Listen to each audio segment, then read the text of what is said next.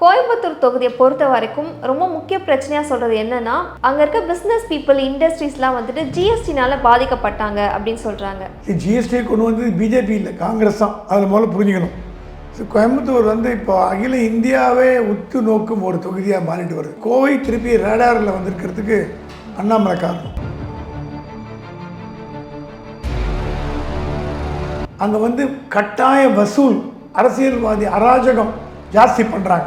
கோயம்புத்தூர் இங்கே இருக்கிறதுக்கு காரணமே வட மாநில தொழில். நம்ம ஆளுங்கெல்லாம் ஃபுல்லாக சாராயம் போட்டு மட்டையாயிடுறோம்.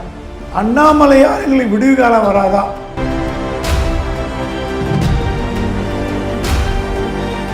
ஸோ இந்த ஃபைட் வந்து டிஎம்கே வர்சஸ் பிஜேபி அப்படின்ற மாதிரி ஆகிட்டு வருது. சரி, கோயம்புத்தூரில் வேணால் யார் ஜெயிப்பாங்க யார் தோப்பாங்க நம்ம டிபேட் பண்ணலாம். ஆனால் அகில இந்திய லெவலில் மோடி வர்றது உறுதியாகிடுச்சு. அண்ணாமலை எங்கே போனாலும் கட்சிக்காரனோட பொதுமக்கள் தான் அதிகமாக கூடுறாங்க.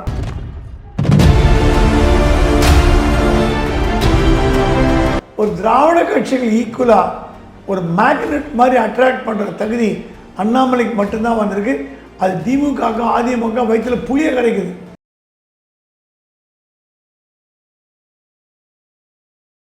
சேனல் 5 தமிழ் நேயர்களுக்கு வணக்கம். இன்றைய சிறப்பு விருந்தினர் மூத்த பத்திரிகையாளர் பிரகாஷ் எம் சுவாமி அவர்கள். வணக்கம் சார். வணக்கம்மா. கோயம்புத்தூர் தொகுதியை பொறுத்த வரைக்கும் ரொம்ப முக்கிய பிரச்சனையாக சொல்கிறது என்னென்னா, அங்கே இருக்க பிஸ்னஸ் பீப்புள் இண்டஸ்ட்ரீஸ்லாம் வந்துட்டு ஜிஎஸ்டினால் பாதிக்கப்பட்டாங்க அப்படின்னு சொல்கிறாங்க. இது எந்த அளவுக்கு உண்மையாக இருக்குது? கோயம்புத்தூர் வந்து இப்போ அகில இந்தியாவே உத்து நோக்கும் ஒரு தொகுதியாக மாறிட்டு வருது. கோயம்புத்தூருங்கிறது இந்தியா முழுக்க அறியப்பட்ட காலம் வந்து கோவை குண்டு வெடிப்பு நடந்த போது 1999 இந்தியா முழுக்க அறியப்பட்டது. அதுக்கப்புறம் கோவையை மறந்துட்டாங்க. இப்போது கோவை திருப்பி ரேடாரில் வந்திருக்கிறதுக்கு அண்ணாமலை காரணம். கோவையில் வந்து பெரும் தொழிலதிபர்கள், அங்கே ஒர்க்கர்ஸும் இருக்காங்க. ஆனால் தொழில் முனைவோர் அதிகம் உள்ள ஒரு நகரம்னா கோயம்புத்தூர் தான். மான்செஸ்டர் மாதிரி. ஜிஎஸ்டினால் அவங்களுக்கு பிரச்சனை இல்லை. அவங்க பிரச்சனையே பவர் ப்ராப்ளம். நான் வந்து 2-3 தொழிலதிபர்களோட பேசினேன் கடந்த வாரம். கோயம்புத்தூரில் அடிக்கடி நான் போயிட்டு வருவேன், தெரிஞ்ச நகரம் தான். எப்படி இருக்குன்னு நிலவரம் என்னன்னு கேட்டபோது சொன்னாங்க, சார் எங்களுக்கு வந்து சென்ட்ரல் கவர்மெண்ட்டில் எந்த ப்ராப்ளமும் கிடையாது. ஜிஎஸ்டி வந்து வரி கட்டி தான் ஆகணும். எந்த உலகத்தில் எந்த நாட்டுக்கு போனாலும் தொழில் பண்ணால் வரி கட்டணும். விற்பனை வரி இதுக்கு முன்னாடி ரொம்ப கம்பர்சமாக இருந்தது. பேட்டு அது இதெல்லாம் ரெடி பண்ணி இப்போ சரி பண்ணாங்க. ஜிஎஸ்டியை கொண்டு வந்து பிஜேபி இல்லை, காங்கிரஸ் தான். அதில் முதல்ல புரிஞ்சுக்கணும். பிஜேபி வரத்துக்கு உறுதுணையாக இருந்தது டிஎம்கேவும் காங்கிரஸ் தான். ஜிஎஸ்டிங்கிறது ஒரு முனை வரி, ஒரு சிம்பிள் வே. அவங்க அந்த ப்ராப்ளம் இல்லை. அவங்க ப்ராப்ளமே பவர் ப்ராப்ளம். அது இல்லாமல் வந்து அங்கே வந்து கட்டாய வசூல், அரசியல்வாதி அராஜகம் ஜாஸ்தி பண்ணுறாங்க. தொழில் நடத்த முடியல.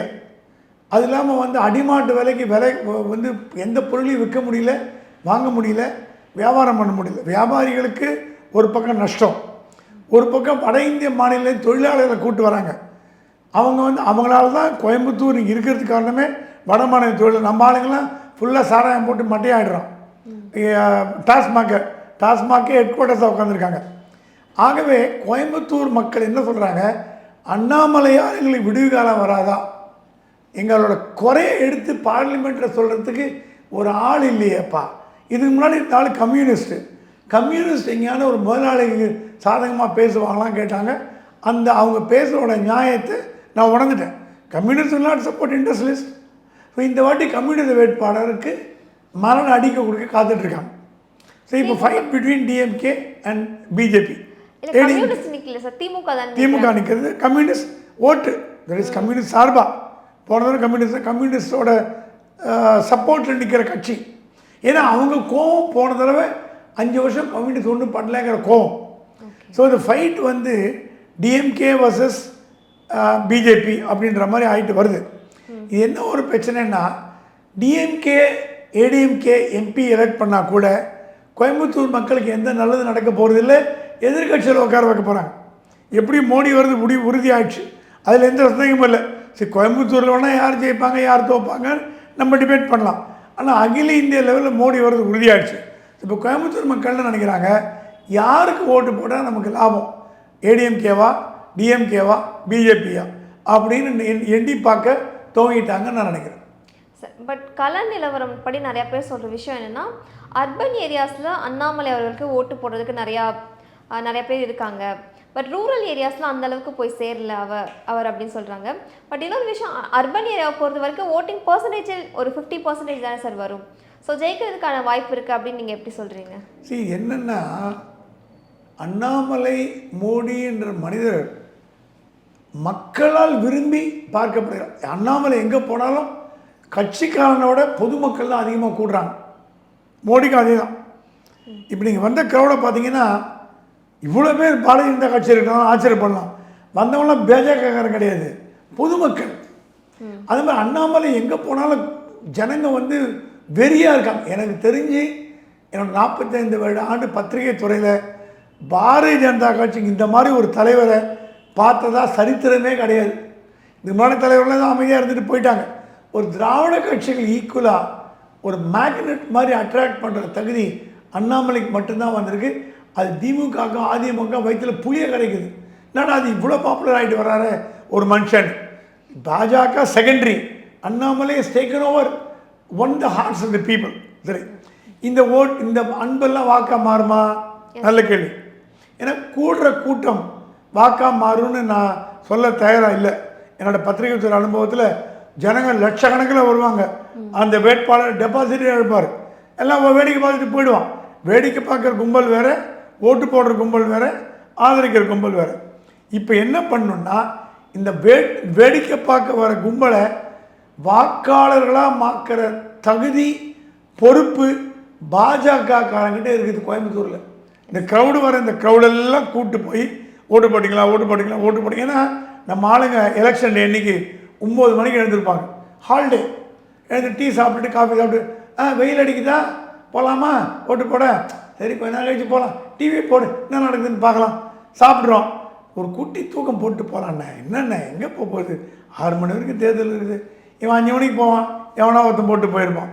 இதுதான் நம்ம பார்க்குற காலங்காலமாக நம்ம பார்க்குற சீன். ஆனால் இந்த வாட்டி இளைஞர்கள்லாம் 9:30 மணிக்கு போய் நிற்கிறாங்களா இல்லையா பாருங்கள். புரட்சி வர இந்த வாட்டி காரணம் 18 to 30 குரூப் வெறியோடு இருக்காங்க. நாட்டை கெடுத்தது போதும், நீங்கள்லாம் நல்லது பண்ணணுங்க ஓட்டுன்னு.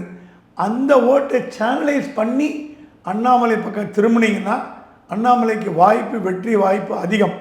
அண்ணாமலை தோக்கிறதும் ஜெயிக்கிறதும் பொதுமக்களாலேயோ வாக்காளர்களாலேயோ இல்லை, கட்சிக்காரனோட தயவுனாலையும் சப்போர்ட்னாலையும் கோஆப்ரேஷனாலையும் அவருடைய வெற்றி தோல்வி நிச்சயிக்கப்படும். சார், நீங்கள் சொல்கிற மாதிரி திராவிட கட்சிகளோட கட்டமைப்பு அப்படிங்கிறது மூளை முடுக்க எல்லாத்துலேயுமே இருக்குது. பூத் ஏஜென்ட்ஸ் வந்துட்டு பூத் லெவலில் எல்லா நிர்வாகிகளுமே அவங்களுக்காக வேலை பார்க்குறாங்க. பட் பாஜகவை பொறுத்த வரைக்கும் அந்த மாதிரி நிர்வாகிகள் யாரும் கிடையாது. இன்ஃபேக்ட் வெளியிலேருந்து மேன் பவர் எல்லாத்தையும் வந்து இது பண்ணியிருக்காங்க, கொண்டு வந்திருக்காங்க அப்படின்னு சொல்கிறாங்க. அது எந்த அளவுக்கு ஒர்க் அவுட் ஆகும்? ஸ்வாட் அனாலிசிஸ்னு ஒன்று நம்ம போடுவோம். ஸ்வாட் analysis of DMK ADMK BJP பார்த்தீங்கன்னா உட்கட்சி ஸ்ட்ரென்த்து பிஜேபியை விட டிஎம்கே ஏடிஎம்கே அதிகம். உள்கட்டமைப்பு இன்ஃப்ராஸ்ட்ரக்சர் 2 கட்சிக்கும் கோவையில் மிக அதிகம். பேஸில் வாக்காளர் மத்தியில் போச்சு. பாரதிய ஜனதா கட்சிக்கு பேஸில் வீக்கு, இன்ஃப்ராஸ்ட்ரக்சர் வீக்கு, பொதுமக்கள் ஆதரவு இருக்குது. ஸோ பேலன்ஸ் ஆயிடுச்சு. இப்போ பாரதிய ஜனதா கட்சி இன்னும் ஒரு வாரத்தில் பேஸை ஸ்ட்ரென்தன் பண்ணிட்டு தான் கோல் போஸ்ட்டை தொட்டுடலாம். இப்போ டிஎம்கே ஏடிஎம்கே பேஸை ஸ்ட்ராங்காக வச்சுருக்கீங்க, எல்லாம் கரெக்டாக இருக்குது, பூத் லெவலில் கரெக்டாக இருக்குது. கடைவிரித்தேன் கொள்வார் இல்லையே, ஜனங்க வந்து ஏடிஎம்கே டிஎம்கேக்கு மாற்றாகணும்னு பார்க்குறாங்களே. இப்போது செந்தில் பாலாஜி இந்த வரைக்கும் டிஎம்கேவை கட்டுக்கோப்பாக வச்சுருந்தார். அது வந்து டிஎம்கே கோட்டைன்னு நான் ஒத்துக்க மாட்டேன். கோவை ராமநாதன் இவங்கெல்லாம் இருந்த வரைக்கும் டிஎம்கே கோட்டை. அப்புறம் வந்து பைந்தமிழ் பாரியோட அப்பா அவங்கெல்லாம் இருந்த வரைக்கும் கட்சி நல்லா ஸ்ட்ரென்த்தாக இருந்தது. இப்போ திமுகவோட கோட்டைங்கிறது கொங்கு மண்டலில் சொல்ல முடியாது. அதனால் கொங்கு ஈஸ்வரன் இவங்களால் உள்ளே கொண்டு வரதுக்கு காரணமே அங்கே திமுக ஸ்ட்ராங்காக இல்லை, அதிமுக ஸ்ட்ராங்காக இருக்குது. திமுக வந்து செந்தில் பாலாஜி ஓரளவுக்கு கட்டமைச்சார். போன அசம்பிளி தேர்தலில் கொங்கு மண்டலத்தில் எவ்வளோ சீட் டிஎம்கே வின் பண்ணிருக்கு நீங்கள் பார்த்தாலே அது பாப்புலாரிட்டி தெரிஞ்சிடும். அதுக்கப்புறம் செந்தில் பாலாஜி டிங்கர் பண்ணி எல்லாம் பண்ணார். அவரும் இல்லை, பாவம் உள்ளே இருக்கார். ஸோ திமுக கொங்கு மண்டலத்தில் பலமாக இல்லை, அதிமுக கொங்கு மண்டலத்தில் பலமாக இருக்குது. எஸ்பி வேலுமணி தயவில் அதிமுக கொங்கு மண்டலம் ஸ்ட்ராங்காக இருக்குது. சிங்கை ராமச்சந்திரன் போட்டிருக்காரு, அவரும் ஒரு ஐஏஎம் கிராஜுவேட் படித்தவர். ஆனால் இந்த differential point between Annamalai and சிங்கை ராமச்சந்திரன் ஜனம் யோசிச்சாங்கன்னா, சிங்கை ராமச்சந்திரன் போல எதிர்கட்சி எம்பி தான் உட்கார போகிறார். திமுகவாவது இந்தி கூட்டணியில் இருக்குது. ஒரு கால அத்தைக்கு மீச முளைச்சி சித்தப்பானா மாதிரி ராகுல் காந்தி பிரதமராக வந்தால் ஸ்டாலினோட ஆசை நிறைவேறும். இப்போ ராகுல் காந்தி பிரதமராக வந்தாலோ மோடி பிரதமராக வந்தாலோ ஏடிஎம்கேக்கு வேலையே கிடையாது.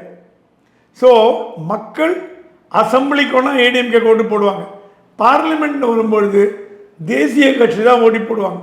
நான் பார்த்துருக்கேன், எம்ஜிஆர் ஜெயலலிதா கூட்டணி வைக்கும் பொழுது லோக்கல் திராவிடியன் பார்ட்டிக்கு எம்எல்ஏ தேர்தலில் போடுவாங்க, காங்கிரஸ் கட்சிக்கு எம்பி தேர்தலில் போடுவாங்க. ஏன்னா அவங்க ஒரு தேசிய கட்சி தான். நம்ம தமிழ்நாடு இப்போ இல்லை, 25-30 வருஷத்துக்கு முன்னாடி. அதுக்கப்புறம் தமிழ்நாடு எவ்வளோ வளர்ச்சி. நீ கேட்டீங்க கிராமத்தில் தாமரை தெரியாதான்னு. எங்கள் சேலம் பக்கத்து எங்கள் குக்கிராமத்துக்கு போனேன், சின்ன ஹேம்லெட் வில்லேஜ். இல்லை எப்படி இருக்குன்னு, தாமரைக்கு நல்ல சப்போர்ட் இருக்குது சார், இங்கே தாமரையை போட்டு ஆதரிச்சாங்கன்னா வந்துடும். உங்களுக்கு எப்படிங்க தெரியும்? கிராமத்தில் யூடியூப் பார்க்குறோமே. உங்களை மாதிரி யூடியூப் பண்ணுற பெரிய புண்ணியம், நல்ல காரியம்.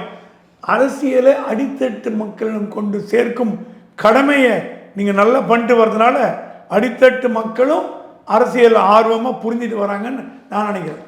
ஓகே சார், நீங்கள் சொன்ன மாதிரி பாஜகவில் வந்து உட்கட்சி பூசல் அப்படிங்கிறது அதிகமாகவே இருக்குது. இன்ஃபேக்ட் அண்ணாமலை அவர்கள் வந்து மோடியோட நிறைய பேர் கம்பேர் பண்ணுறாங்க. மோடி அவர்களோட அப்ரோச் வந்து ரொம்ப டிஃப்ரெண்ட்டாக இருக்கும்ல சார். பிஜேபியில் ஒருத்தவங்க புதுசாக வரவங்க வந்து பழைய ஆட்களை ரீப்ளேஸ் பண்ணும்போது அந்த பழைய ஆட்களை வந்துட்டு ரொம்ப சாட்டிஸ்ஃபைடாக வச்சுக்குவாங்க.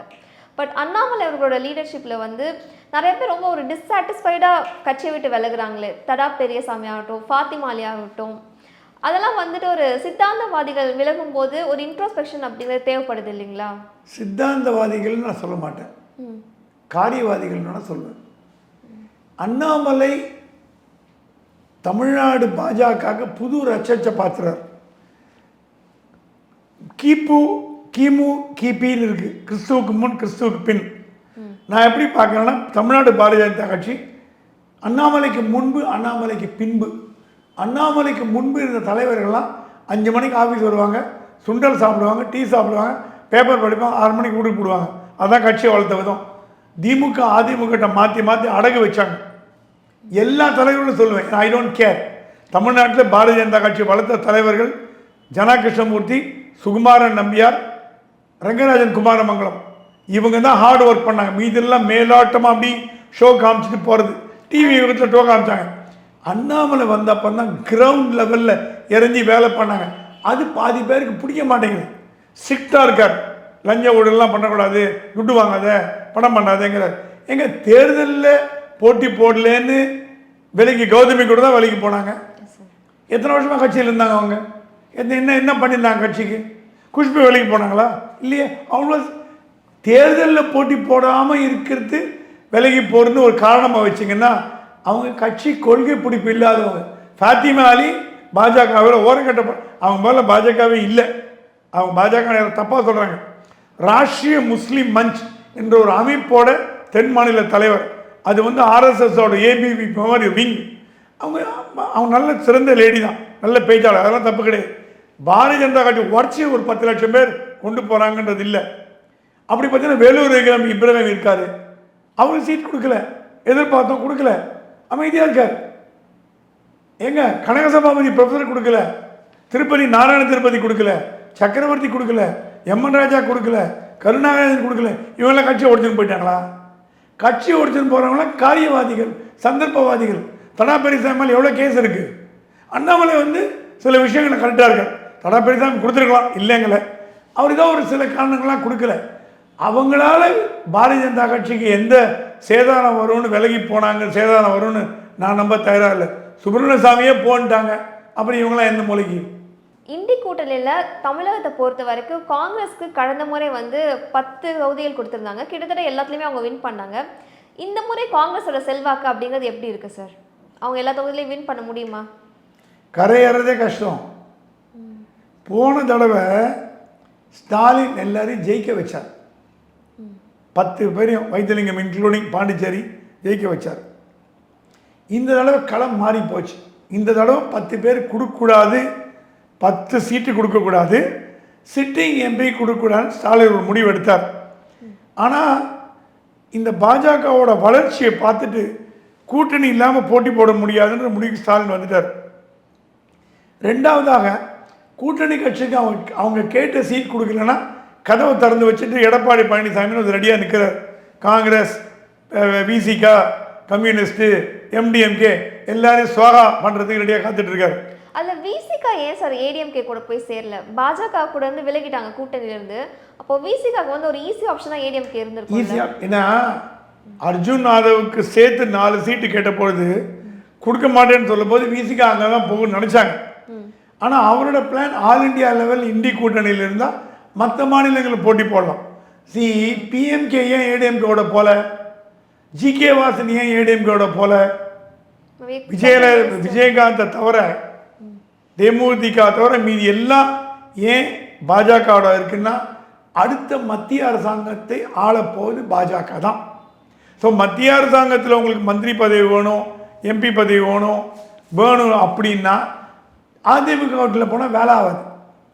அதனால தான் ஜிகே வாசனோ அன்புமணி ராமதாஸோ பாஜகவோட இருக்கிற பாரிவேந்தரோ ஏசி சண்முகமோ இருக்கிறதுக்கு காரணம் மத்திய அமைச்சர்ன்ற ஒரு பதவி கிடைக்கும்ன்ற நம்பிக்கையில். போன தடவை அன்புமணி கொடுத்துருக்கலாம், கொடுக்கல. இந்த வாட்டி கொடுக்குறதா ப்ராமிஸ் பண்ணிட்டாங்க. அவருக்கு எல்லாம் சௌமியாக கொடுக்கலாம். காங்கிரஸை கேட்குறீங்க, சிவகங்கையில் கார்த்திக் சிதம்பரம் தோற்பது உறுதி, எழுதி வச்சுக்கோங்க. சசிகாந்த் செந்தில் தண்ணி காட்டுறாங்க டிஎம்கே காரங்க, வேலையே செய்யல. கரூரில் ஜோதிமணியோட தோல்வி எழுதப்படாத ஒன்று. மாணிக்கம் தாக்கூரே தப்பி படிச்சான் இருக்காரு. இப்படி இருக்கும் பொழுது எங்க நீங்க அங்க விஷ்ணு பிரசாத் கரை சேருவாரான கஷ்டமா இருக்கு. ஜோதிமணி போறதெல்லாம் விரட்டி அடிக்கிறாங்க.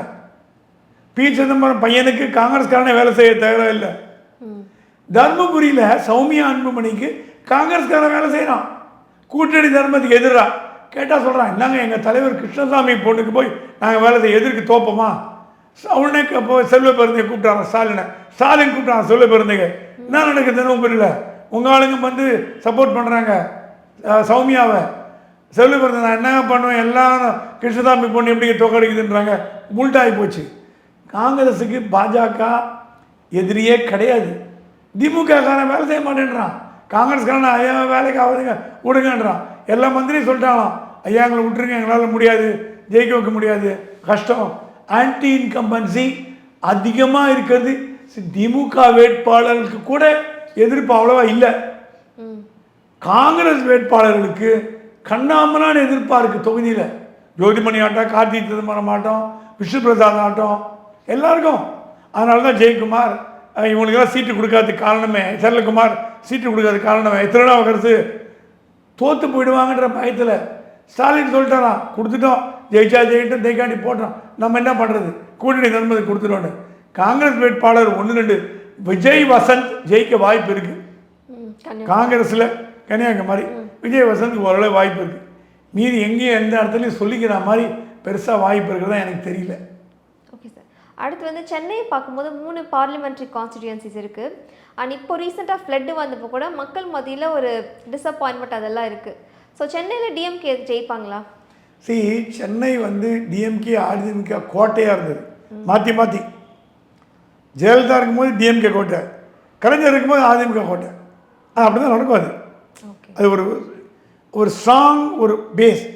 இப்போ ஒரு 10 ஆண்டுகளாக திமுக கோட்டையாக மாறிடுச்சு.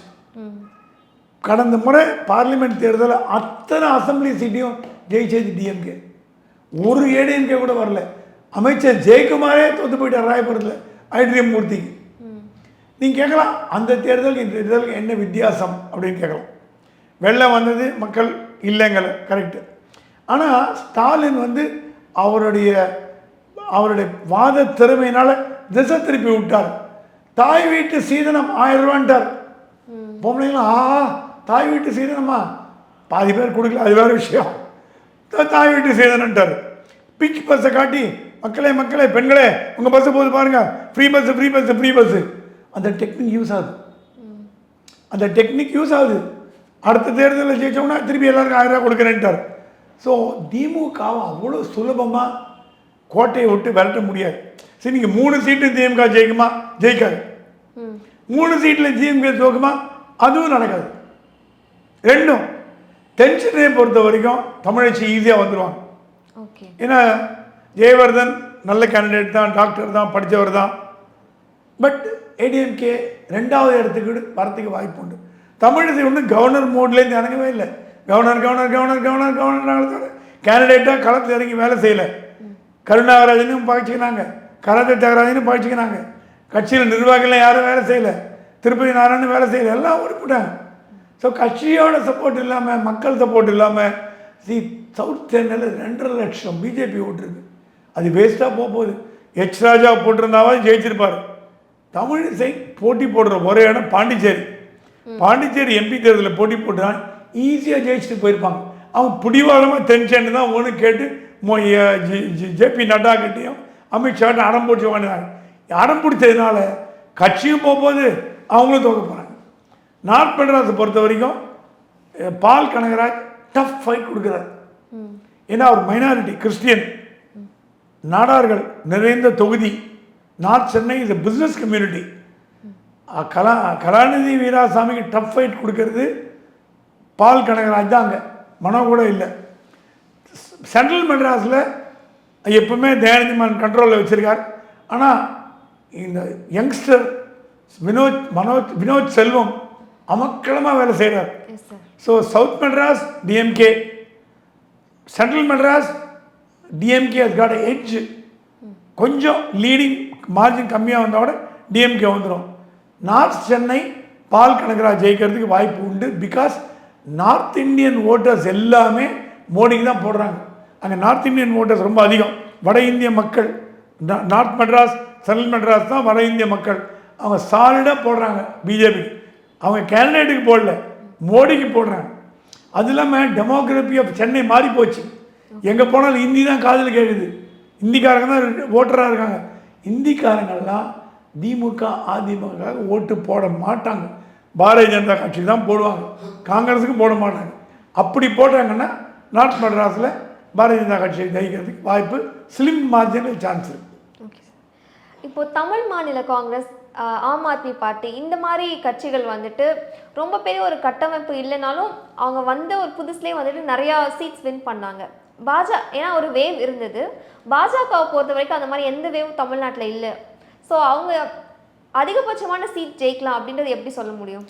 தமிழ் மாநில காங்கிரஸ் வந்ததுக்கு காரணம் மூப்பனார் என்ற ஒரு மிகப்பெரிய காங்கிரஸ் தலைவர் 96ல் காங்கிரஸை எதிர்த்துண்டு வெளியில் வந்து திமுகவோட சேர்ந்து. ஏன்னா அப்போ வரலாறு என்ன பண்ணிட்டுன்னா, ஜெயலலிதா ஆட்சியே காங்கிரஸ் எதிர்த்தது. ஆனால் நரசிம்மராவ் வந்து காங்கிரஸோட கூட்டணி அதிமுகன்னு சொல்லிட்டார். சென்னரெட்டிலாம் சொல்லி பார்த்தாங்க, மூப்பனாரெலாம் சொல்லி பார்த்தாரு, வேலைக்கு ஆகாதீங்க, ஜெயலலிதா தோக்க போகிற கூட்டணி வைக்க. நரசிம்மராவ் முடியாதுன்ட்டார். காங்கிரஸ் தலைமை எதிர்த்து தோக்கப்பட்ட கட்சி தான் தமிழ் மாநில காங்கிரஸ். மூப்பனார் அவர் மறைவுக்கு பிறகு திருப்பி ஜாயின் பண்ணி திருப்பி பண்ணிட்டாங்க. அவங்களாம் இண்டிவிஜுவல் பார்ட்டி. இப்போ ஜவஹர் இல்லா, அப்புறம் வந்து கொங்கு ஈஸ்வரன், அப்புறம் வந்து கருணாசு, அவங்களாம் ஒரு கட்சி தலைவர்கள். அந்த கட்சியை நம்பி அவங்க நம்பி அந்த கட்சி இருக்குது. அது மாதிரி ஜி.கே. வாசனை நம்பி இருக்கிற கட்சி தான் தமிழ் மாநில காங்கிரஸ். ஜி.கே. வாசன் தான் முதல்ல முடியும். அங்கே அவர் தான் கட்சி தலைவர். அவர் வானா வருவாங்க, போனால் போவாங்க, அந்த மாதிரி. ஆனால் பாரதிய ஜனதா கட்சி அந்த மாதிரி இல்லை. It's a national party. Arunachal பிரதேஷ்லேருந்து கன்னியாகுமரி வரைக்கும் இருக்கிற ஒரு கட்சி. அதை நீங்கள் you cannot compare with regional parties. BJP தமிழ்நாட்டில் வளரலையா? வளரல. வளர்ந்து பெரிய லெவலில் இருக்குன்னு சொல்ல முடியாது. வளர்ந்துட்டு வருதா? வளர்ந்துட்டு வருது. அடுத்த தேர்தல் ஆட்சியை பிடிக்குமா? சந்தேகம். அதுக்கு அடுத்த தேர்தல் வாய்ப்பு இருக்குது. அப்படி சொல்லாமே தவிர ஒரே நாளில் வந்து 40 சீட்டு பாஜக ஜெயிக்கணும் யாரும் சொன்னால் நான் நம்ப தயாராக. பிரசாந்த் கிஷோர் சொல்லியிருக்கார் 2 இலக்கத்தில் ஜெயிக்கணும். அது கூட ஐ எம் டவுட்ஃபுல். 6லேருந்து 8 சீட்டு தமிழ்நாட்டில் பாரதிய ஜனதா கட்சியோட என்டிஏக்கு வந்ததுன்னா அதுவே மாபெரும் வெற்றின்னு நான் கருதுறேன். இன்னும் தொடர்ந்து பேசுவோம். நன்றி சார். நன்றி. தேங்க்யூம்மா. தேங்க்யூ.